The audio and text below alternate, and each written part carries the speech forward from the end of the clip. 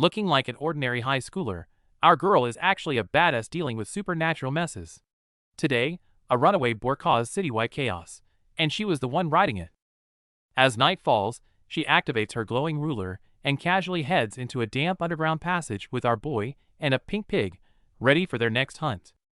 Heavy footsteps echo as a massive black slime monster emerges from the shadows. Facing this terrifying beast, our girl doesn't back down, raising her weapon to fight. With a battle cry, the team charges in. They launch a fierce, coordinated assault, landing relentless blows that force the giant beast back with agonizing screeches. Not giving the monster a chance to recover, our boy steps up. Channeling wild blue lightning, he unleashes a devastating slash that obliterates the beast instantly. The root of all this chaos traces back to ancient mythology. Legend says the bear who endured the darkness and ate the sacred garlic turned into a human, starting a new lineage. However, the animals that failed the test grew bitter. Driven by greed and vanity, they corrupted into evil beasts that lurk in human society, preying on people. Fast forward to 16 years ago. An experienced old hunter finally cornered a nine-tailed fox disguised as a human. The cunning beast held an infant, trying to use it as leverage. Ignoring the demon's arrogant taunts, the hunter firmly drew her bow. A glowing arrow precisely pierced the monster's chest, magically leaving the infant in its arms completely unharmed. Holding her real granddaughter safely, the hunter coldly exposed the trick. The baby the beast held was just a lifeless disguise. Severely wounded, the fox collapsed in utter despair.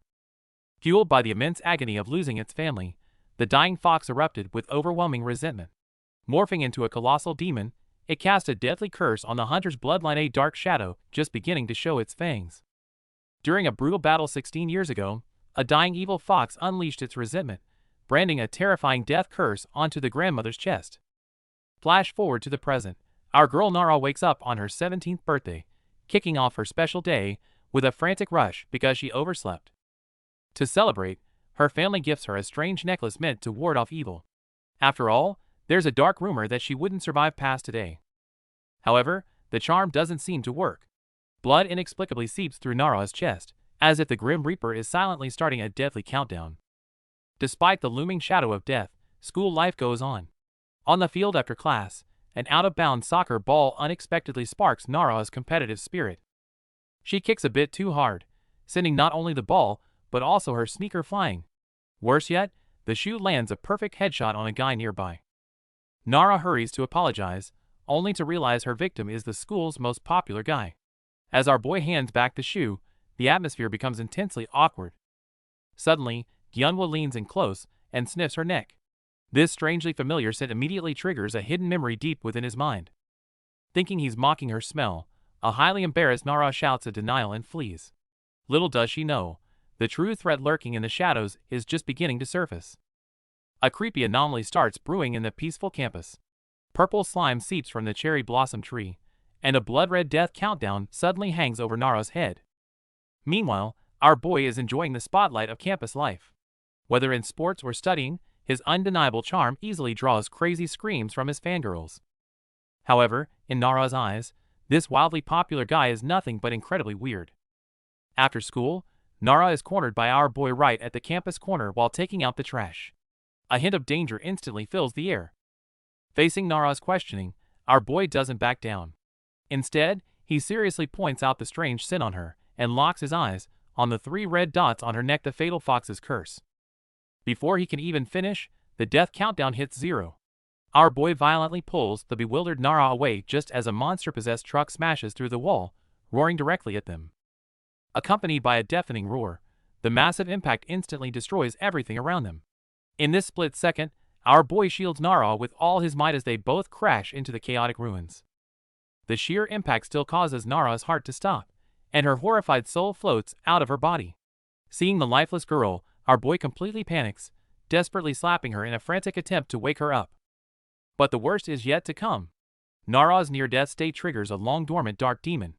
The terrifying black sludge appears with a manic laugh, glaring greedily at her soul, claiming it has waited 17 whole years for this moment.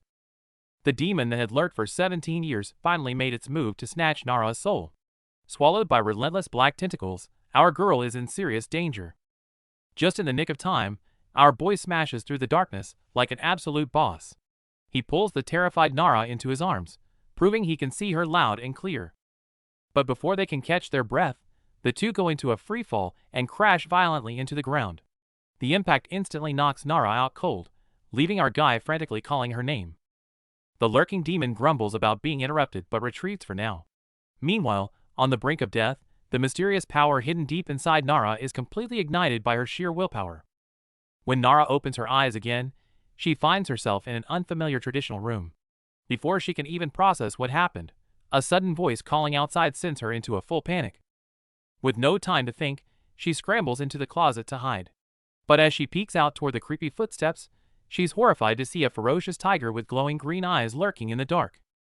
Faced with this bizarre half-beast that can seemingly walk and talk like a human, Nara holds her breath in the shadows, her brain completely short-circuiting from the shock. Right then, our boy walks in, and Nara frantically points out the wild beast. But when the lights flick on, the terrifying monster is revealed to be nothing more than an innocent little tiger cub with a blue bow. Keeping a straight face, our guy insists it's just a normal cat, and the little cub even plays along with a cute meow. The sheer absurdity of the situation leaves Nara completely questioning reality.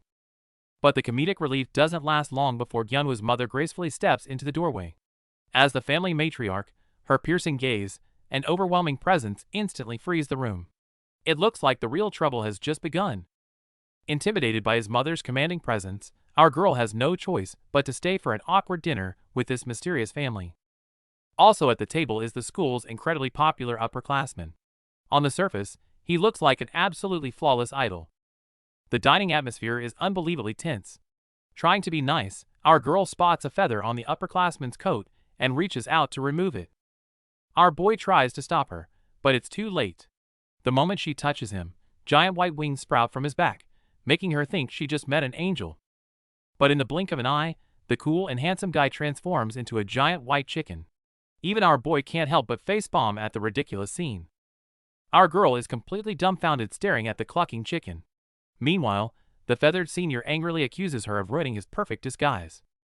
He isn't the only one losing his form. As others transform, our boy's mother brings out the food, explaining that they must eat garlic to maintain their human shapes. However, the neat freak senior absolutely refuses to eat such a meal. His stubborn attitude instantly ignites the terrifying wrath of the mother. Since he refuses to cooperate, the mother simply turns him into a pig head and forces him to gobble down the food, stripping away all his dignity. Humiliated and driven mad, the pig-headed senior completely loses it. But the mother doesn't tolerate his tantrum, unleashing a deafening tiger roar that blows everyone away and instantly crushes the rebellion. Amidst the wreckage, Neri snaps a photo of the giant tiger, confirming her suspicions. This instinctive move provokes the beast into baring its terrifying fangs right at her. As our boy tries to explain the truth behind the supernatural chaos, a bewildered Neri looks at the odd group and cautiously asks if they are even human. Hearing her ask if they are animals, the pig-headed guy throws a fit, angrily insisting they are human. Our boy crosses his arms, speechlessly questioning her logic. Suddenly, the fierce tiger steps up and grabs her shoulder. With overwhelming presence, it demands to know whether she sees them as humans or beasts. Our boy steps in to defuse the tension. Gazing deeply at her, he suggests their fateful encounter across boundaries is simply destiny, instantly bringing a blush to Neri's cheeks. Later, a mysterious man offers Neri a protective talisman for emergencies. Wanting nothing but a normal life, she turns and runs away, refusing to get involved in this mess. Watching her flee, the man confidently smiles, certain she will return. Sure enough, the magical talisman tracks her through the air and silently attaches itself to her backpack. Safely home, an exhausted Neri collapses on her bed. Recalling the deadly crash and evil foxes, she silently prays to wake up and find everything back to normal. The next morning, a late Neri sprints to the bus stop. But her awakened spiritual sight catches a creepy blue ghost stalking a passerby. So much for a peaceful life. Ever since her third eye awakened, Nara's daily life has been a nightmare. She sees terrifying spirits in broad daylight, even getting creepy instructions from a ghost just while drinking water. Seeing spirits wandering everywhere, she runs frantically down the street. She desperately realizes that her once peaceful life is gone forever, and her world has completely changed. Escaping to school doesn't help either, as the hallways are also filled with phantoms. When she pushes open her familiar classroom door, she is greeted by a terrifying scene of countless ghosts. Class becomes pure torture as she is surrounded by bizarre blue spirits. To make matters worse, she gets ruthlessly mocked by these ghosts when she makes a mistake on a math problem. As more ghosts gather, they point and stare at her like she's an exhibit. Facing this relentless mental torment, Nara is sweating profusely and on the verge of a total breakdown. Just as the spirits start suspecting she can see them, our boy Gyunwoo senses something is wrong. Ignoring the surprised looks from everyone, he stands up and walks straight to her desk. Before anyone can react, Gyunwoo casually waves his hand, releasing a burst of blue magic that sends the crowded ghosts flying, instantly rescuing Nara from her predicament. After class, Nara pulls Gyunwoo aside for answers. She soon learns that these intimidating school spirits are actually harmless, goofy ghosts who just want students to eat well and study hard. The blue-haired boy seriously warns our girl about evil ghosts and the relentless fox hunting her. He asks if she still has the protective talisman, but her panicked, sweaty reaction says it all. On her way home, our girl is stressing over how to explain the missing talisman without getting yelled at, completely unaware that a real nightmare is already lurking. Under the cover of night, a grotesque, slug-like monster traces her scent through the streets. It silently scales the walls and slips right into her home, while her family remains blissfully unaware of the deadly intruder. In the bathroom, the monster's fong-filled maw hovers right above her, drooling over its prey. But our girl, completely missing the danger, thinks it's just her annoying uncle and angrily yells at him to get out. Kicked out of the bathroom, the terrifying monster surprisingly shows no hostility and instead tries to tend to the stove like a clumsy house husband. Its blundering causes a fire, infuriating our girl so much that she storms off to confront her actual uncle. Our girl ruthlessly kicks her hapless uncle out of the room as payback for the earlier prank. But just as she stands on the stairs gloating, a genuinely terrifying behemoth emerges from the shadows above, lunging at her with its gaping maw. Terrified by the sudden lethal attack, she scrambles down the hallway. The blue-haired boy's warning echoes in her mind. This is definitely one of those evil ghosts. With nowhere to run, she hides desperately behind her door, praying for a miracle. Just as the monster breaches the door, the hanging talisman erupts in a blinding blue light, violently shocking the creature backward. Realizing she actually has a chance, our girl goes full savage, grabbing a heavy dumbbell and smashing it straight at the demon. However, the monster's overwhelming strength proves too much, and it brutally swallows her body whole. But bizarrely, a translucent soul floats out, revealing that the one controlling this body was an imposter all along. The real nightmare has only just begun. With her friend struck down by the sudden monster attack, Neri refuses to back down. She grabs a makeshift weapon and fights back with everything she has. Just in time, she remembers the glowing talisman a mysterious stranger gave her. But before she can catch her breath, an even more terrifying ghost looms over her. The massive ghost pins her against the wardrobe, jaws wide open. Thinking fast, she realizes the wardrobe is also a door and slaps the talisman right onto it, triggering a blinding light. Meanwhile, her friend is caught in the clutches of another monster. Just as hope fades, a surge of blue lightning blasts the door open. Our boy has finally arrived to crash the party. Taking in the chaos, Hyunwoo's eyes turn deadly cold. Surrounded by crackling blue lightning, it's clear these monsters have messed with the wrong guy. When another monstrous beast smashes through the wall and grabs Neri, Hyunwoo answers her cry for help. He unleashes a blinding beam of lightning, blasting the creature away to protect her. It reminds them of that time in the hallway. They were just arguing about homework when a monster ambushed them, only for our boy to casually deliver a devastating lightning punch. Unfazed by the towering behemoth, Hyunwoo strikes from midair with a crushing blow. Even when pinned down, the surging lightning around him proves the real fight is just getting started. Facing the creepy multi-eyed monster, our boy unleashes a massive burst of blue energy. He crushes the beast and frees the devoured souls, leaving the girl completely stunned. As the freed souls fade away, our boy casually pulls out a special vial. He forcefully seals the monster's remains inside, bringing this thrilling exorcism to a smooth end. The crisis just ended, but our guy suddenly vanishes. While the confused girl searches the room, he magically teleports through doors using a mysterious rabbit hole talisman. After walking through the door, they are greeted by a mysterious woman in hanbok. She bluntly reveals the cruel truth. The girl's unique aura makes her a delicious prey for monsters. Surrounded by terrifying monster illusions and the woman's cold death prophecy, the 17-year-old girl, who hasn't even experienced romance, falls into absolute despair. Just when the girl thinks her life is over, the mysterious woman unexpectedly assigns our boy to be her bodyguard. This sudden arrangement leaves our usually cool guy completely dumbfounded. Though our boy looks totally annoyed, the girl gratefully accepts the help. But nothing comes for free. The woman's true target is actually her family's sacred relic. Meanwhile, the mysterious woman in Hanbok smiles confidently as the sacred ring finally acknowledges its new master. Weighted down by the death curse, Neri spends the night wondering if her absent grandmother was actually the legendary hunter they've been looking for. With so many unanswered questions, morning arrives. Just as Neri gets ready for school, our boy Gyunwoo casually slides in to borrow her homework, only to get ruthlessly kicked out. The scene shifts to a traditional study, where a mysterious man phases through the window. Ignoring the silver-haired woman's teasing, he looks dead serious. Time is running out. She sternly warns him, if they don't accumulate enough good deeds to purify the world, these beast descendants will never become true humans for the rest of their lives. Back to their chaotic daily life, Gyunwoo violently plays his bass late at night. Neri angrily bangs on his door, but honestly, this lively banter is exactly what she needs. After the commotion, safely back in bed, Neri softly thanks him through the wall. Having survived so many crises, the fates of these two young souls are quietly entwining. The next morning, they head to school together. But they clearly underestimated the impact. Seeing them side by side leaves the entire student body completely shocked. Turns out, our boy had been stubbornly waiting outside her door. Though he still acts like his grumpy self, playing her personal bodyguard is guaranteed to keep the school rumor mill on fire. The relentless gossip and interrogation from classmates push the girl to her breaking point. The massive psychological stress unexpectedly spawns a creepy, resentful ghost right behind her. Hiding in the dark stairwell, the resentful ghost bitterly curses Nara out of pure jealousy. Suddenly, glowing purple eyes emerge from the shadows, offering a sinister deal to eliminate the girl. But it is no act of kindness. With a mocking tone, the mysterious shadow brutally tears the ghost apart and devours her. The freshly fed monster reveals its grotesque form, yet it still hungers for more.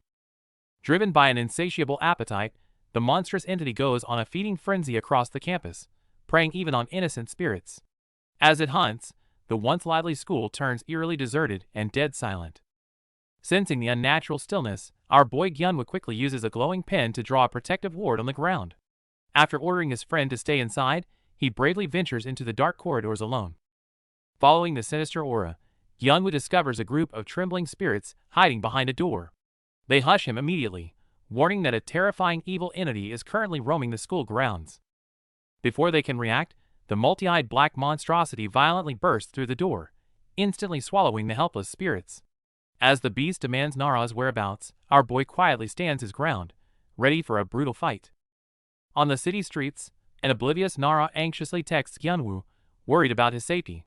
Little does she know, our boy is currently trapped in a dark hallway, standing completely alone against a massive demon made of black slime. Seeing the demon spit out victims' belongings and taunt him, Gyunwoo's eyes drop to the freezing point. Skipping the small talk, he unleashes a burst of blinding blue lightning and lands a brutal kick right on the monster's face.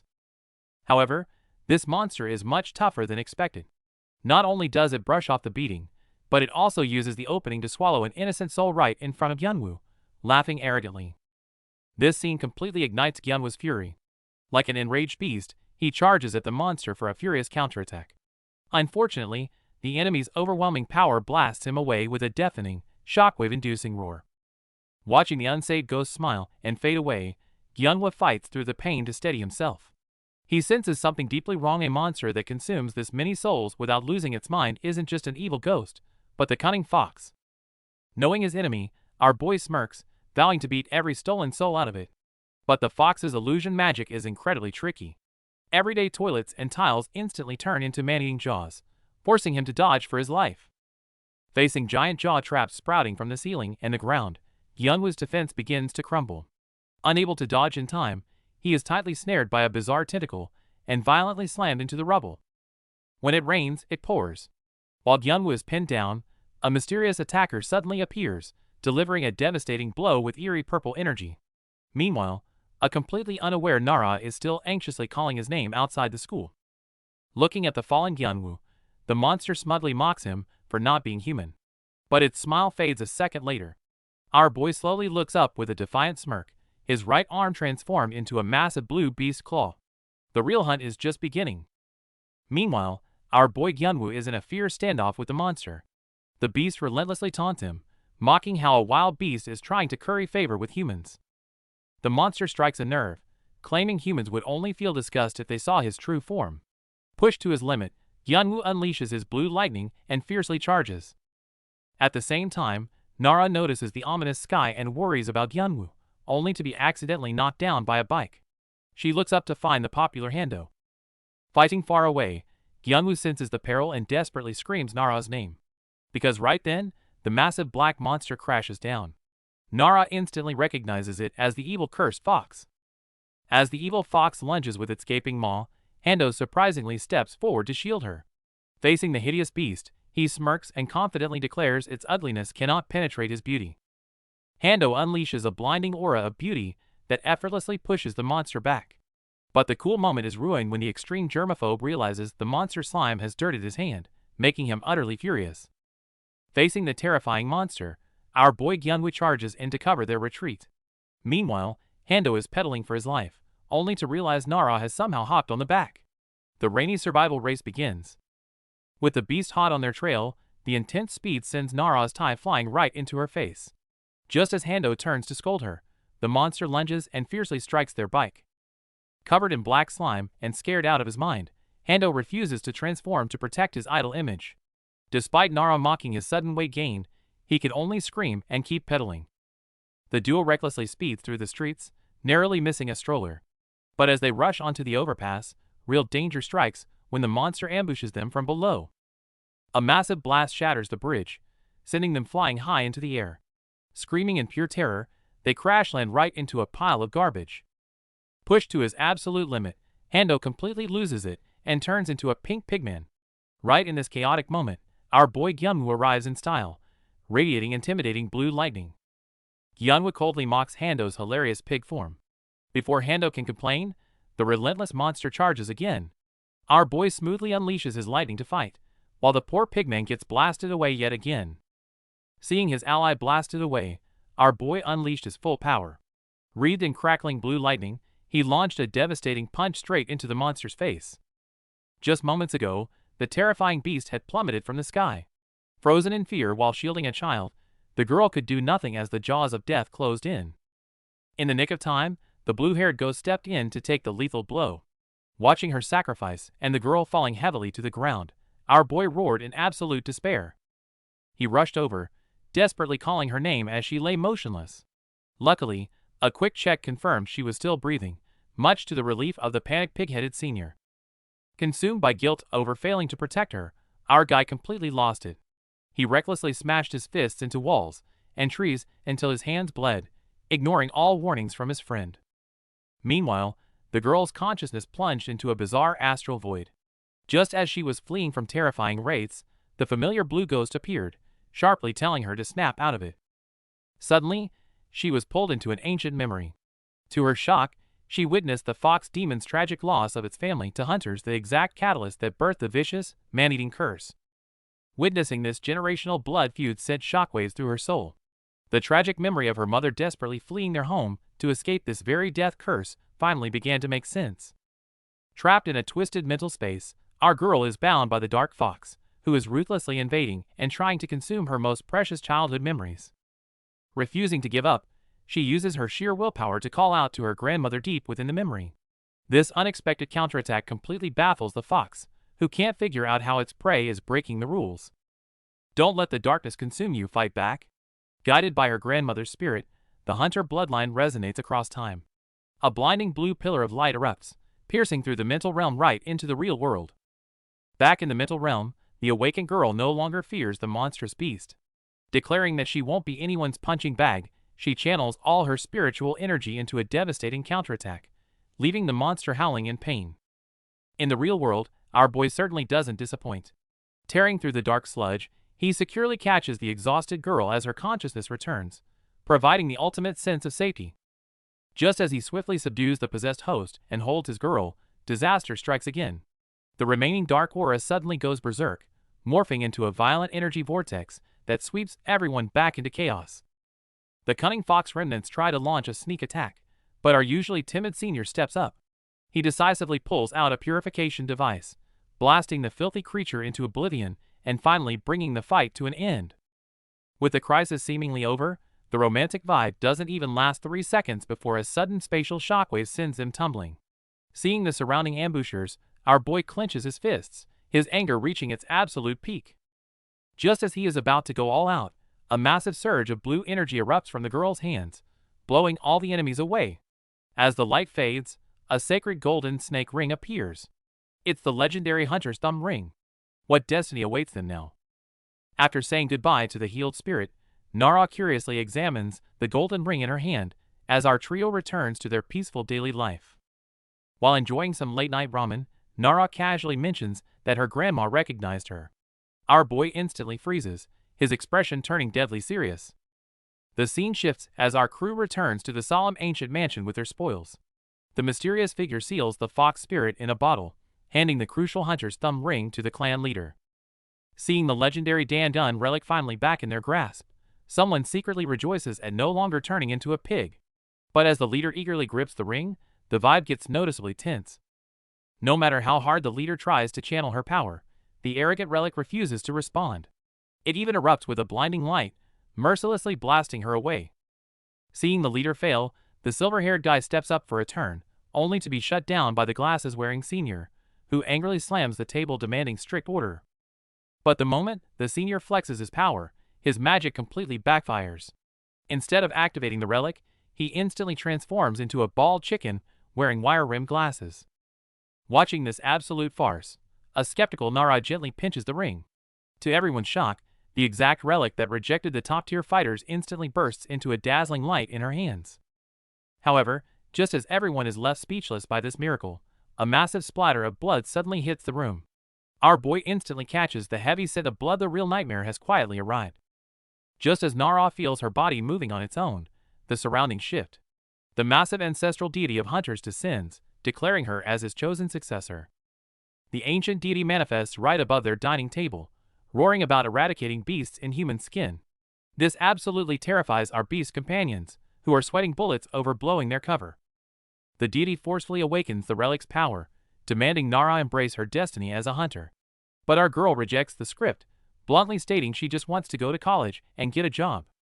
Threatened with a deadly curse, Nara recalls her past suffering.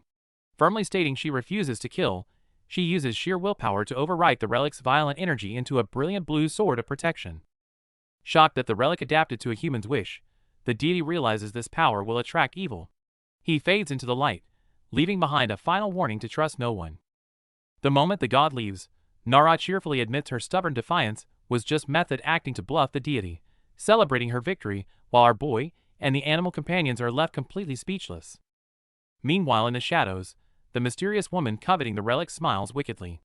To her, the relic choosing a master just makes things easier, as the naive new hunter has walked right into her trap. On the other side, having survived the immense stress, Hando finally reverts from a pig back to his human form. Looking at his handsome reflection, his endless narcissism burns bright once again. Back to the mysterious faction, the Hanbok woman secretly meets with a trenchcoat man. Holding a jar containing a powerful fox spirit, they negotiate with hidden agendas, brewing an even greater storm. Oblivious to the looming threats, our girl excitedly channels her new divine energy into a glowing pencil. Our boy just agrees helplessly. While things seem peaceful now, the true danger is just getting started. To show off her newly awakened power, Nara throws a pencil. Unexpectedly, it transforms into a glowing energy sword, streaking across the night sky and causing a massive explosion. Stunned by the terrifying destructive force of her casual strike, our girl and her friends just freeze, as the entire room shakes violently from the distant shockwave. As a hunter's descendant, Nara's attacks automatically track down evil energy. Little does she know, this accidental strike has already startled some terrifying, ancient entities. That night, an exhausted Nara heads to the kitchen for a midnight snack, only to hold her breath in terror. A mysterious black creature with glowing yellow eyes is hiding in her fridge. Before she can sneak away, the little monster starts crying in pain. Nara looks closer and panics. The very pencil she shot earlier is now sticking right out of its chest. Waking up with a start from the monster's angry accusations, Nara sighs in relief. Walking down the street, She assumes the stress is just giving her crazy nightmares about ghosts. But reality is far crueler. The pencil she casually shot is now firmly embedded in an eerie dead tree on the outskirts, quietly brewing a massive, terrifying storm. Determined to uncover the truth behind her ghostly dream, Nara tracks down an abandoned old house. The ruined building is incredibly creepy, with an unsettling aura lingering in the air. Not long ago, some reckless teenagers used this place as their secret hangout. But their fun ended instantly when a horrific evil spirit emerged, scaring them half to death and sending them running. Investigating the missing cases, our girl finds her evil tracking pencil flying straight into a giant dead tree. With no other choice, she steps up to pull it out. Suddenly, the floor gives way, sending her crashing into a pitch-black underground garage. Surrounded by darkness, she endures the pain and calls out for help. Using her phone's flashlight, she is shocked to see how massive the space is, with giant roots piercing the walls. A suffocating dread creeps in. Just as she anxiously searches for an exit, a group of creepy people with eerie smiles emerges from the shadows, surrounding her and making her scream. Meanwhile, her companions wonder why Nara's curse remains unbroken. Following the clues, they discover a bizarre bottle sealing a glowing fox deep within a cave. Following the dim candlelight, they are horrified to find a massive ancient tree covered in mysterious talismans and bottles standing right in the secret chamber. In a sudden shift to a rainy night, a massive, glowing phantom glares down at the young girl, looking as if it's ready to consume her completely. Back in the underground chamber, the girl realizes the crowd has completely lost their minds. Ignoring her warnings, they instantly go berserk and lunge at her. Right as she gets knocked down, a glowing faceless monster appears. It offers a deal: climb the vines and pull out the pencil. But is this salvation or another deadly trap? Pushed by the monster, our girl desperately climbs the giant vines to survive. With countless pale hands reaching from the abyss to drag her down, she kicks away the creepy figures, fighting for her life in this absolute nightmare. Barely making it out of the abyss, Neri collapses in exhaustion. To think all this madness started just because she pulled a suspicious pencil from the rocks, triggering a trap that sent both her and her friend tumbling down. Who could have guessed that fighting off gross slime monsters with this flimsy pencil was just a warm-up? Suddenly, the environment warps as a massive dead tree erupts from the ground, its twisted roots swallowing her whole like tentacles. Thrown back into the wasteland, she barely has a second to breathe before a powerful shockwave blasts her away. A gigantic blue demon bursts from the dead tree, laughing maniacally as it celebrates its freedom after 70 years of imprisonment. Watching this monster, named Punbeak, expand in size and roar with vengeful fury, Neri breaks into a cold sweat. She realizes she messed up big time. That pencil was actually the seal holding this beast captive. Just as the ancient demon is about to go on a rampage, a cold voice rings out from above. A mysterious man in a black trench coat stands atop the rocks, exuding overwhelming authority as he orders the beast to step down. The mysterious man frowns, coldly questioning how his seal was broken. Seeing his old enemy, the arrogant Punbeak completely loses it. Roaring with wide-open jaws, the beast vows to tear him apart, setting the stage for an epic showdown. A mysterious man in a suit makes a dramatic entrance, instantly suppressing the rampaging Punbeak with his overwhelming aura. He turns and coldly asks our girl Nara how she broke the seal. Startled, Nara guiltily drops the glowing tool in her hands. Before she can explain, the man brutally stomps on Punbeak's head, ordering the monster to crawl back into its tree. Punbeak refuses to submit and tries to fight back. However, the man calmly raises his hand and unleashes a terrifying energy blast, sending the massive beast flying effortlessly. The heavily injured Punbeak roars wildly, triggering a massive explosion. Yet, amidst the earth-shattering impact and swirling dust, the mysterious man simply smirks with total confidence. Facing the monster's relentless counterattack, the man calmly issues a final ultimatum. Immediately after, an even more blinding burst of light erupts violently from their clash. Since the monster refuses to yield, the man unleashes a devastating point-blank beam. The terrifying strike instantly forces the once proud ancient demon to its knees. Witnessing this one-sided beatdown, Nara can hardly believe the man is human. Retracting his power, he turns to her and coldly commands her to stay right where she is. Noticing Nara covered in dirt, the man sharply interrogates her about what she saw underground. His overwhelming presence leaves our girl sweating, forcing her to nervously stutter out a denial. Facing the intimidating suit guy, Nara is completely at a loss. Meanwhile, the blue monster Punbeak clearly isn't planning to back down, roaring and ready to attack. The suit guy coldly provokes him, which completely enrages Pungbeak. The monster roars, wide-mouthed, and quickly gathers scorching flames in his hands. The raging fire instantly throws everything into chaos and triggers painful memories. Seeing this, the suit guy's face darkens, sternly warning the monster to stop playing with fire. But Pungbeak doesn't play by the rules. He snatches the terrified Nara and charges forward like a mad bulldozer, completely ignoring the warning. Amidst Nara's desperate cries, Pungbeak smashes right through a bizarre wooden door with her, and both vanish into the deep darkness. Seeing his target snatched right under his nose, our guy isn't having it. He rushes toward the door without hesitation, swearing through gritted teeth to tear the monster limb from limb. However, as he storms through the doorway, the expected fierce battle doesn't happen. The vibe suddenly changes. He hears the sound of ocean waves, and a tiny crab even scurries past his feet. Our guy looks up, utterly speechless. Right in front of him is a sunny beach in Busan. He finally realizes he just got totally played by the Dakibi's spatial portal. As a mysterious rabbit symbol lights up in the shadows, a mocking scoff echoes. It seems someone else is secretly pulling the strings behind all this chaos. Caught by a starving blue monster, our girl braces for the worst. But surprisingly, the beast suddenly invites her to a delicious meal instead. Staring at the empty cabinet, she panics, realizing she might be the main course. She forces a frantic smile and politely declines to save her life. Sensing her fear, the monster points to old family photos, proudly recalling his past. Confused, our girl tries to play along without getting herself killed. It turns out this giant is the family's guardian deity. Just as she plans to fake agreement and run, he suddenly points at a corner, saying, "Ah, you're here too." Following his gaze, she peers at a dusty black and white photo. A chill runs down her spine when she recognizes the terrified face. It's undeniably her. From the face to the exact same clothes, the resemblance is uncanny. Her mind races, unable to comprehend why she's in a photograph from decades ago. Before she can process the shock, a massive shadow engulfs her. The monster leans in, demanding answers about a promise she has absolutely no memory of. Despite Nara's nervous defense, the blue guardian casually gives a thumbs up, claiming he just came to remove the seal. Suddenly, a strange sound interrupts them. It's a call from Hyunwoo.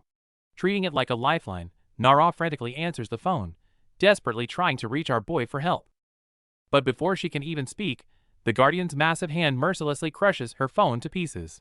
He glares fiercely, warning her not to try any suspicious tricks. Staring at the shattered pieces, Nara is too terrified to breathe. The guardian grabs her shoulder, forcefully declaring that this protected house is the safest place for her to stay. Breaking the tension, the previously defeated blonde attacker suddenly appears at the door. Ignoring her own severe wounds, she frantically screams at Nara to run away. To trick Nara into leaving, the blonde woman maliciously frames the guardian as the man-eating monster Pungbeak. Furious at the twisted lies, he scoops Nara up and loudly denies it. Looking at the collapsed blonde woman, the guardian tries to continue clearing his name. But at that exact moment, two hidden accomplices launch a brutal surprise attack on him from both sides.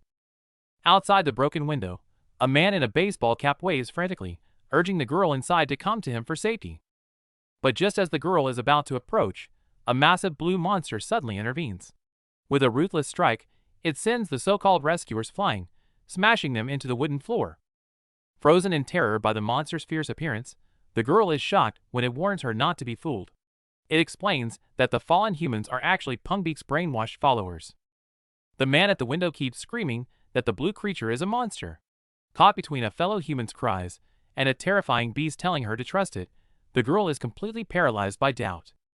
The seemingly unconscious followers on the ground still harbor deadly intentions, while the desperate man at the window reaches out, frantically urging the girl to hurry. Driven by absolute terror, the girl finally decides to crawl toward the window. Seeing her walk right into a trap, the blue monster violently snatches her back, forcing her to stay inside. Looking at the cowering girl, the guardian monster, who has been silently protecting them, finally roars in desperate frustration, "Why don't you humans ever believe me?" As soon as the monster speaks, the seemingly helpful man drops his act. His eyes glow with an eerie light as he sneers, mocking the monster that humans will only ever believe the terrifying appearance they want to see. Inside the gloomy house, the old photo wall seems to trigger a forbidden memory.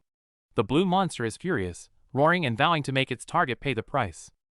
The chaos escalates outside as someone crashes heavily to the ground. To prevent a tragedy, the mysterious man with glowing eyes sprints desperately across the rooftops. Back inside, the monster looms over our defenseless girl. Staring dead at its prey, it viciously announces that once its belly is full, it will crush her face. Just in the nick of time, the hunter squad arrives. The fierce leader tries to play it cool by claiming she sensed the spiritual energy, but immediately gets exposed for using GPS. Jokes aside, once they pop the trunk full of exorcism weapons, the squad means business. The leader draws her beautiful blade, swearing to turn any relic thief into dust. With a massive dash, the crew charges toward the house without hesitation. Protecting the relic is important, but for them, saving our girl is the only thing that truly matters right now. The rescue squad is finally assembled. With Nara's safety as their top priority, the team wastes no time and immediately sprints toward the target location. Although a bizarre dead tree catches the huntress's attention, saving Nara comes first, so they don't linger and quickly arrive at a heavy, carved wooden door. Finding the room seemingly empty, our boy is about to rush in and check it out, but Hando quickly grabs his shoulder and forces him to stop. It turns out the door is rigged with a spatial trap triggered by spiritual power. Stepping in means getting teleported anywhere, so Hando pulls out an item to safely disable it. Just as Hando starts his fancy ritual to disable the spell, the impatient huntress decides magic takes too long and simply smashes the door to pieces, leaving him completely stunned. There's no time to waste. The huntress boldly leads the team into a wrecked, dimly lit corridor. But just then, she pauses to listen to a strange noise. The real danger in the shadows is closing in. The group is stunned by the bizarre sight. The once arrogant attackers are now scattered across the room, seemingly embedded into the walls and floor by some twisted spell. Upon closer inspection, they realize the attackers are somehow still alive. It's an ancient and gruesome spell that will take quite some time to fully undo. But saving these cultists isn't the priority, because Nara is missing. Eager to find her, the team wastes no time and pushes deeper into the old mansion. Our boy anxiously pushes open the next door. He hopes to find Nara hiding in the dim kitchen, but the scene inside completely catches him off guard. A massive, menacing blue Dakibi is standing right in front of the fridge. It's casually using a rabbit hole talisman to snatch raw meat straight from a supermarket miles away. Peeking through the crack, the guys are completely bewildered. They watch as this legendary guardian deity marvels at modern convenience, while happily stuffing its face with raw beef. But our boy has zero patience for this mukbang. Desperate to find Nara, he launches a fierce surprise attack, slamming his glowing blade into the monster's head, while screaming for her whereabouts. Desperate to get Nara back, our boy doesn't hold back, swinging his lightning-infused weapon right at the massive ancient monster's head. However, the monster takes the devastating hit without a scratch and lets out a furious roar, leaving our boy completely shocked by its unbelievable defense. Before he can even adjust his tactics, the monster counters with overwhelming force. The brutal impact sends our boy crashing hard through the wooden floor. Frustrated by the insane power gap, our boy can only grit his teeth. Meanwhile, the furious monster unleashes a devastating energy blast to punish the interruption. Just in the nick of time, a fierce sword-wielding huntress crashes the party. Bursting through the wreckage, she delivers a heavy slash that sends the towering beast flying. As the monster stares in stunned silence, the huntress coldly cuts to the chase, demanding to know the real reason she's here. Where exactly is the sacred relic? Just as the blue monster is trying to process what hit him, the hunter squad quickly splits up. The others rush off to find Nara, leaving the fierce sword woman and her partner to hold the line. Unfazed by the massive beast, our badass lady tells her partner to stay back. She casually stretches her muscles, more than ready to take this guy on herself. The monster is shocked by her raw strength and asks if she's a minion sent by Pumbik. Hearing that cursed name coming from a Dakibi instantly puts the lady on high alert. The monster tries to sugarcoat it as a partnership, but she bluntly calls him Pumbik's lapdog. Deeply offended, the beast completely loses it and lunges at her in a blind rage. Instead of dodging the devastating punch, our lady decides to take it head-on. Their clash creates a massive shockwave that practically shatters the air around them. Being this close, the monster finally realizes the terrifying truth. The woman isn't using any fancy spiritual power. She is matching him with pure, unadulterated physical strength. The sheer intensity of their brawl completely destroys the surrounding area. Her partner can only watch in awe as they trade earth-shattering blows in the pouring rain. It's not just a physical brawl, it's a trash talk showdown. The monster brags he hasn't even used half his strength, while the lady casually replies she hasn't even used a quarter, mocking his bravado. As the ground shatters beneath him in a brutal test of grip strength, the monster's confidence crumbles. Feeling her terrifying power firsthand, he desperately roars, wondering what kind of freak she truly is. The battle in the rain is absolutely brutal. Facing the massive blue monster, the fierce hunter swings her glowing blade, sparking intensely in the dark. Meanwhile, our boy Gyunwoo and his ally are desperately searching the crumbling building. Ignoring the danger, he screams Nara's name down the dark hallway.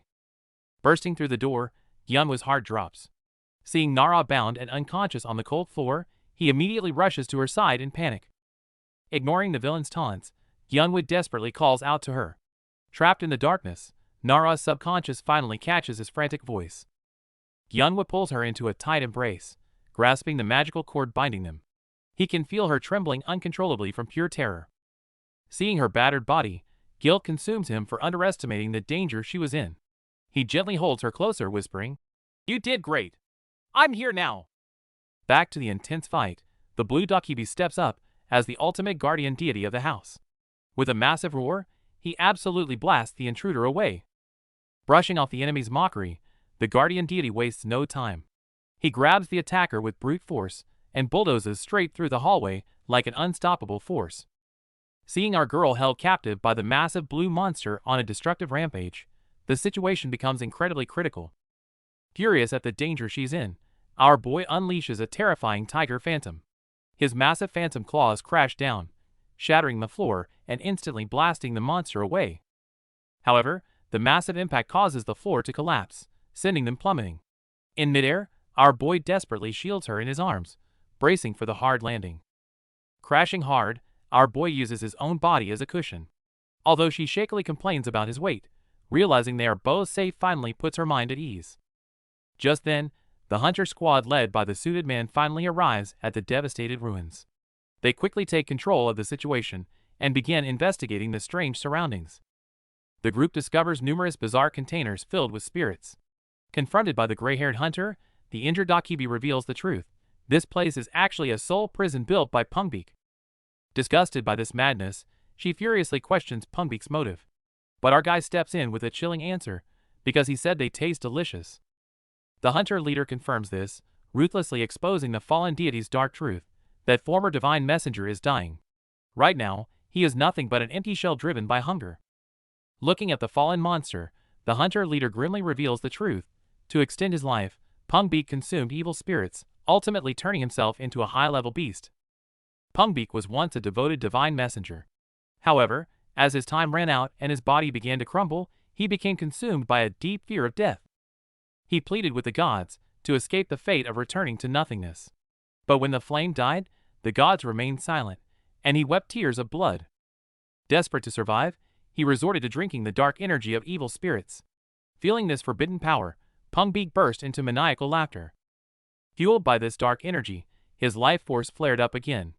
He felt as though he had finally broken free from the god's shackles, achieving true liberation. But it was a cursed path. As the evil energy corroded his body, unbearable agony dragged him into the abyss, leaving him with a ravenous hunger for more spirits.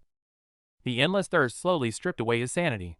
By the time he regained his senses, innocent victims lay scattered around him, his memory completely wiped. Just as he completely lost control, he stumbled upon the hidden old tree. Seeing the massive amount of gathered evil spirits, Pungbeak finally degraded into a bloodthirsty, ravenous monster. The mastermind finally steps out of the shadows, looking down at the fallen monster. He smugly mocks the group for doing all his dirty work. It turns out to be a cruel trap.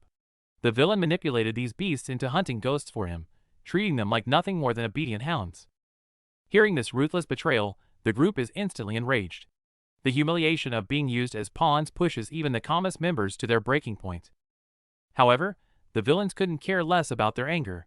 Having collected enough power, they coldly decide it's time to dispose of these useless pawns. Right on cue, eerie flames instantly engulf the fallen monster and the distant dead tree. Faced with this sudden extermination plot, everyone is plunged into an unprecedented crisis. A massive fire quickly engulfs the surroundings, trapping everyone inside the ruins with no way out. Seeing their panic, the cold-blooded villain merely sneers, fully intending to let them all burn to death slowly. Just in the nick of time, Hando makes his move. He summons his crimson chains, instantly binding the villain's ankles and violently dragging the arrogant foe down to his knees. However, the crisis is far from over as a bizarre black sludge suddenly surges and covers the villain's left eye. After absorbing this evil monster's power, his already unhinged aura becomes even more terrifying. Fully enraged, the villain unleashes terrifying giant black claws from the ground. A massive explosion instantly sweeps across the area, blasting Hando away before he can even defend himself. Unexpectedly, the rampaging Pungbeak suddenly charges in. Clamping his giant blue hands tightly around the villain's head, the monster vows to squeeze out his last bit of strength to drag the scumbag into the flames with him. You kill and abandon others just to save yourselves? Accompanied by dazzling blue lightning, our boy finally makes his powerful entrance. Facing the cruel enemy, he unleashes a devastating lightning strike without hesitation. Wrapped in roaring thunder, a heavy punch ruthlessly smashes into the villain's face. But enduring the blow, the villain sneers through gritted teeth, bitterly asking if our boy has ever known the true despair of being completely abandoned. The villain's mind was replaying the humiliating memories of being betrayed and discarded, driving him to the brink of madness. But before he could fully unleash his fury, a blinding blue beam struck from above, piercing straight through his chest. Tracing the attack back, it was our girl Nara who took the shot. And what made the hunter leader's jaw drop was that her arrow was just an ordinary pencil. Yet the seemingly ordinary pencil was the key to turning the tide. Just like popping a balloon, it precisely neutralized the villain's impending lightning counterattack. With his power core shattered, the villain suffered a brutal backlash. The bizarre colorful slime poured out uncontrollably, terrifying everyone nearby into curling up for cover. As his body continued to crumble, the villain glared at Nara. He finally realized that ever since this seemingly weak girl showed up, his perfect plans had turned into a complete joke. Realizing that all was lost and his body was giving out, the villain gritted his teeth and threw out a desperate threat, vowing to return and avenge today's humiliation. Too bad our girl and the hardcore huntress weren't buying it. Trying to run? He'd have to ask their fists first, because they were ready to give him a severe beating right now. The mysterious villain suddenly unleashes a terrifying black energy, triggering a massive explosion. The building is instantly engulfed in flames, sending everyone reeling from the shockwave. Seeing the building about to collapse, the villain leaves a mocking farewell and vanishes. Nara and the gang are left in disbelief he actually escaped right under their noses. With flames spreading fast, the gray-haired guy calmly searches the ruins and digs out a box with a rabbit talismanic portal. Relieved, the glasses guy happily ruffles his hair. Looking at the escape route, our boy gently reaches out to Nara, saying, "Let's go home."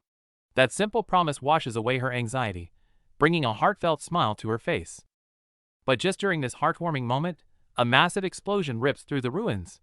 They whip around in shock, realizing the deathly threat isn't done with them yet. A massive explosion shatters the ruins. With their only exit completely blocked by rubble, despair instantly washes over the group. Just when they think it's all over, a violent tremor shakes the ground. Suddenly, a broken door engraved with mysterious runes is blasted open from the inside. The family's guardian deity emerges from the blue light. He has exhausted his last bit of strength to open an escape route. When Neri begs him to come along, he shakes his head. His life is tied to the dying tree. Looking at the photos of his fallen family in the flames, the deity is filled with guilt. To make amends, he decides to stay behind, vowing to protect these final guests at the cost of his life. Neri's heart breaks seeing the noble guardian face his end.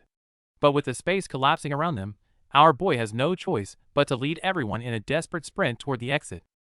The moment they cross the threshold, a deafening sound echoes behind them. Through the gap, they watch as the massive deity's body completely disintegrates in a blinding flash of light. Safely outside, Neri picks up a fragment bearing the deity's face. Remembering his tragic 70-year confinement and his pride as a guardian, she holds it close, silently praying for his noble soul. Filled with regret over the blue guardian's sacrifice, our girl wonders if things would have been different had she been braver. Followed by a glowing butterfly, they step through a mysterious portal of light. Meanwhile, their companions crash onto the modern streets, thrilled to find themselves completely unscathed. But the celebration is cut short when they realize our boy and girl are nowhere to be found. At the same time, our duo is staring in disbelief at the scene before them. The mansion that was just burning in ruins is now perfectly intact, with a well-kept garden that feels incredibly eerie. Sensing something is horribly wrong, our boy tries to open the door to head back, but a sudden camera click stops them. They turn around to see a young boy with a camera curiously observing them. Looking closely at the boy's face, our girl is completely stunned. It's the last descendant of the family that the Blue Guardian fought to protect. They have somehow traveled back to 1954, and a door to the past is now wide open. Faced with this boy from the past, our duo is at a loss for words. Moreover, in this era full of unknown taboos, the ancient monsters and deadly threats are still lurking. The real test has just begun. Hearing the boy still defending Pungbeak, our boy knows explaining is pointless and just wants to urge Nara to leave this troubled place immediately. Nara knows it well too, since Pungbeak was a kind doctor in the past. Making the boy believe he turns into a monster is basically impossible. Suddenly, the lingering aura of the evil spirit strikes. Remembering how she used to run away in fear, Nara decides not to back down this time. Facing the corrupted fragment, she doesn't even dodge. Instead, she grabs it directly and violently crushes it into purification with her bare hands. This badass move completely stuns both the boy and our guy. Nara takes this chance to earnestly ask for the boy's trust. She hands him an item, telling him that dropping his prejudice is the only way to see true sincerity. Meanwhile, a mysterious suited man is quietly approaching from the shadows. The time portal begins to close on its own. Our boy struggles to hold it open and yells for her to hurry, but instead of leaving, Nara desperately screams out the Dakibi's name. "I'll set you free someday." Remembering the girl's promise, the trapped blue monster waited endlessly, but his hope slowly turned into despair. The girl vanished after leaving some cryptic words. Just then, a mysterious man in a black trench coat pushed the door open, and little Ganho happily called him doctor. Facing this intimidating man, the monster, whose body was tightly sealed in the dead tree, desperately reached out to beg for his freedom. During those dark days of captivity, the monster's only comfort was quietly watching the warm, everyday moments of Ganho's family through the window. His father brought spring flowers, while little Ganho captured the moments with his camera. His sick mother gently hugged him, grateful for his love. His mother dreamed that Ganho would grow up to explore the world with his camera. Hearing her heartfelt wish, the boy promised to become a great photographer. After losing both his parents, young Ganho was left completely alone. To make matters worse, the helpless boy became the prey of a vicious, viper-like guardian. Seeing Ganho in despair, the family's guardian deity stepped up. To protect the last descendant, the blue monster tightly held the crying boy from behind, deciding to give him all its power. "I don't care if I become an empty shell, as long as I can save you." As the power surged, the monster desperately yelled at the boy to run far away from the house, and never look back. With a burst of power, Ganho vanished into thin air like mist, leaving only broken camera pieces behind. Seeing the boy successfully escape the black-haired man's clutches, the exhausted monster felt a wave of relief. From then on, a dead silence engulfed the old house. All the laughter vanished, and the empty mansion became a grave burying their happy memories as time mercilessly flowed on.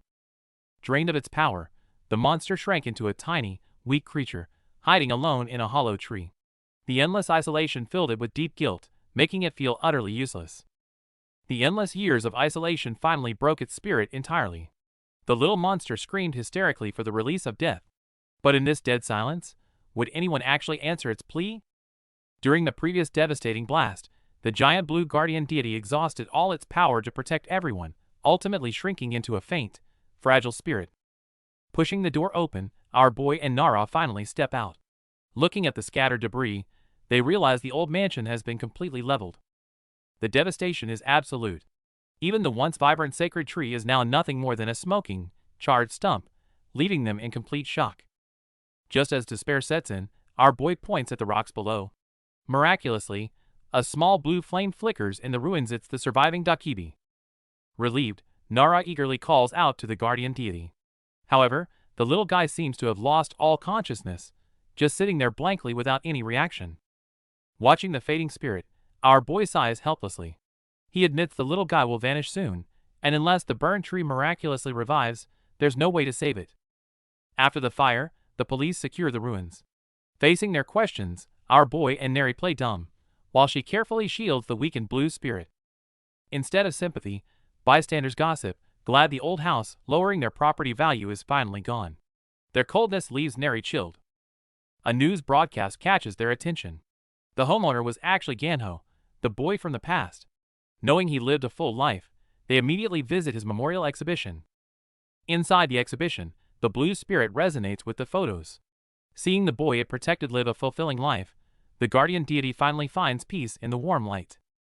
These old photos tell Ganho's story. He chose to trust Neri's words back then, keeping her torn photo as a talisman and believing that captured moments never wither. Carrying his mother's hopes, Ganho bravely stepped out of his confined world. He spent his life embracing the vast world, recording hard-working farmers and their genuine smiles. His lens captured no monsters, only the purest warmth and love of humanity. This bond across decades finally comes to an incredibly beautiful and tender end. Fast forward, our duo finds themselves in an art gallery. Staring at the old black and white family portrait on the wall, they are filled with deep emotion. The photo captures the very boy who loved photography. Holding the blue spirit, Neri is so proud that the kid survived and became a great artist. Hearing a descendant proudly call the boy in the photo grandfather, Neri is stunned. The kid they once protected actually grew up to have a big family. Knowing the boy lived a full life, the little Dakibi finally lets go of its regrets. With a peaceful smile, the blue spirit slowly dissolves into starlight in Neri's hands. In a bright burst of light, the guardian spirit returns to the family by the dead tree. Witnessing this beautiful reunion, our boy and Neri can't help but shed tears of joy. All the pain and sacrifices are finally over. The selfless guardian will forever live on in this pure, unwithered memory alongside the boy he protected. But the heartwarming moment doesn't last long. Gyunwa's phone suddenly rings, and a frantic voice on the other end screams his name. A new crisis is already here. The translucent spirits slowly fade into the light. It turns out that miracles aren't divine gifts, but the result of unyielding human will.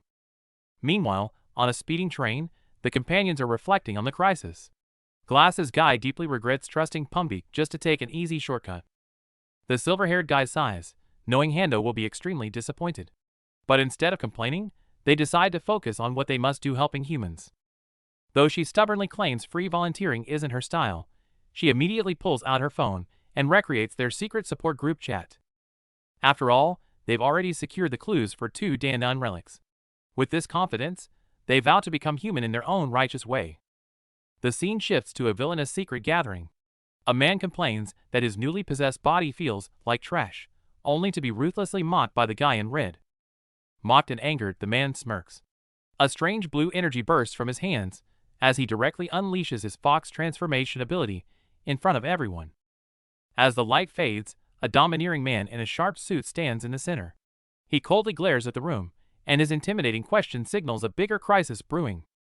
Meanwhile, the villain leader gives his underlings a chilling order: plunge the world into chaos, but leave Nara alone. He wants her soul all to himself. The story flashes back to our boy's childhood. His father looks at a sacred relic left by his mother, wondering if he should sell it before it attracts evil monsters. But when he turns around, our little guy is already trying to eat the dangerous energy. The panicked dad immediately begs him to spit it out. Living isolated deep in the mountains, the father and son share a quiet life. One day, while our boy is spacing out on a tree, he hears his father calling from the woods. Seeing his dad finally return, the excited little guy hangs upside down before leaping straight from the high branches, landing safely in his father's arms. The next second, he playfully tackles his dad with a spark of lightning, pouting about him being late. Smiling gently, the father simply carries our boy home on his shoulders, sharing a warm and peaceful moment.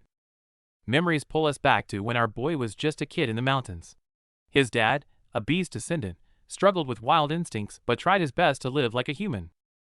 Inside their cozy cabin, the two enjoy some fried chicken. Seeing our boy eat so happily, his dad apologizes for leaving him isolated, but the sensible kid just asks for pizza next time. Taking a sip of his drink, our boy suddenly asks if his dad still misses mom. The tough father freezes, caught completely off guard, since he even talks about her in his sleep. Lying side by side, our boy asks why he chose mom.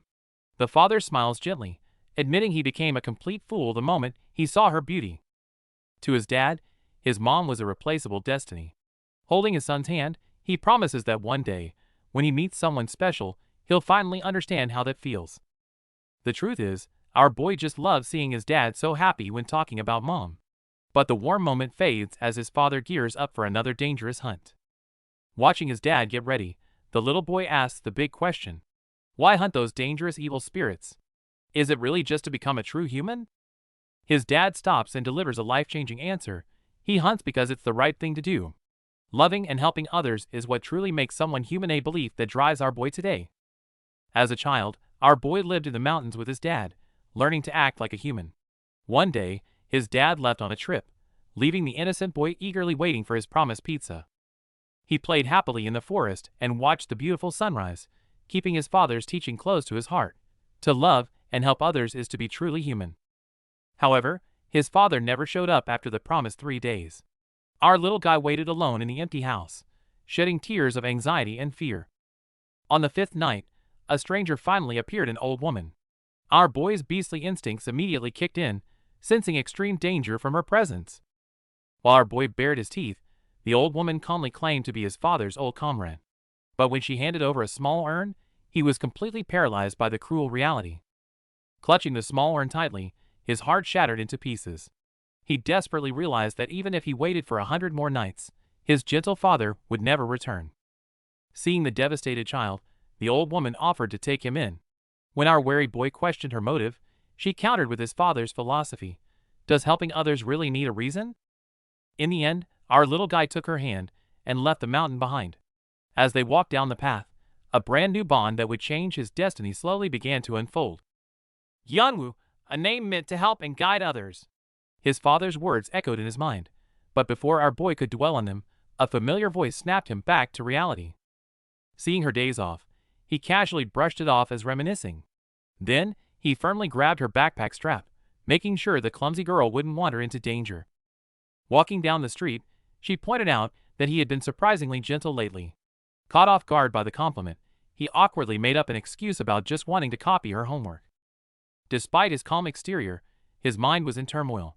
After all, he already knew she was the granddaughter of the very hunter who held a blood feud with his family. Just then, his father's old lessons about destiny flooded back.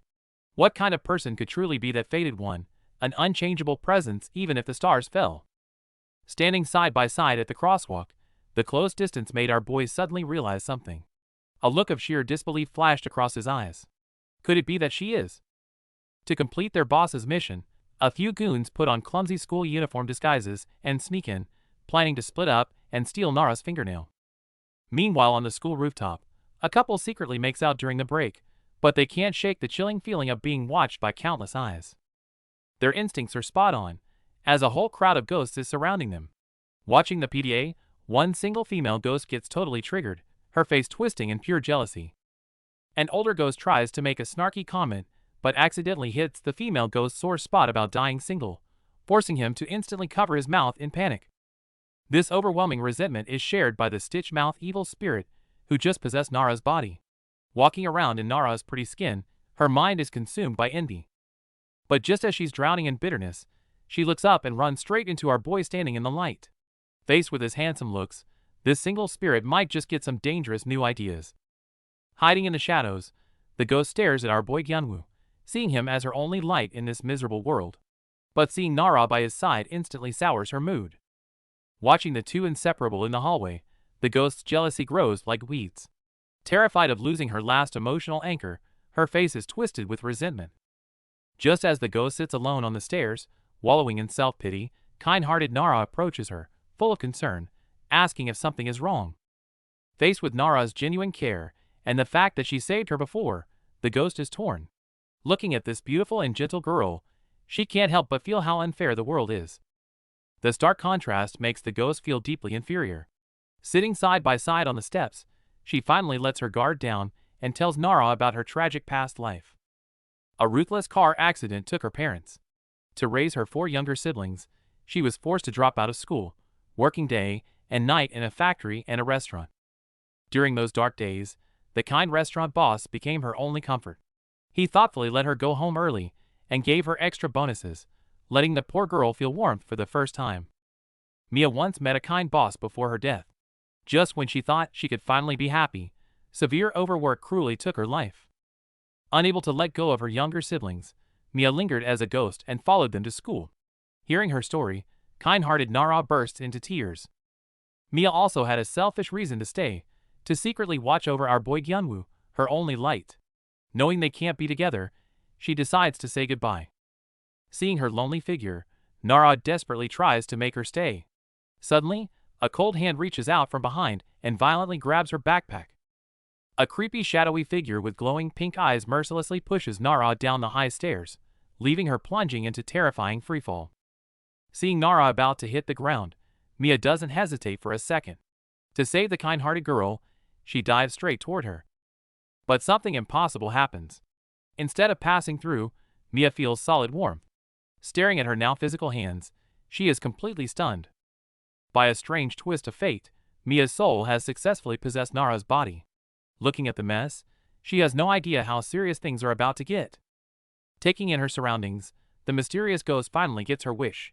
She is absolutely stunned to realize she has successfully possessed Nara's body, kicking off her deceptive masquerade. Still unused to her new body, the ghost clumsily trips over nothing. Seeing her fall, our boy Gyunwoo immediately steps up, unsuspectingly offering his warm hand to help. As their hands clasp tightly, the long-lost human warmth makes the ghost blush. Before she can even savor the moment, she stumbles again, falling perfectly into Gyunwoo's solid embrace. Resting against his broad chest, a flash of panic hits the ghost. What if the sharp-eyed Gyunwoo realizes she's an imposter? Fortunately, he just looks down at her, eyes full of genuine concern. Seeing Gyunwoo gently support her, the ghost secretly rejoices. Using her fake injury as an excuse to openly touch this handsome guy is a dream she never dared to imagine. Deep within her consciousness, the ghost finally reveals her true colors. Looking at Nara's suppressed, slumbering soul, she smugly gives thanks, hoping the real owner never wakes up again. Basking in this heaven-sent moment, the deceitful ghost completely lets loose. Knowing this once-in-a-lifetime opportunity won't come again, she decides to fully enjoy the pleasures of being human. Late at night, the possessed Nara quietly climbs onto the bed, while Gyunwoo is fast asleep. Staring down at his handsome face, a dangerous, greedy glint flashes in the ghost's eyes. What exactly is her next move? Startled by the sudden commotion, Neri instinctively throws herself into our boy's arms. Feeling his heartbeat with their faces so close, she instantly blushes, making the moment undeniably romantic.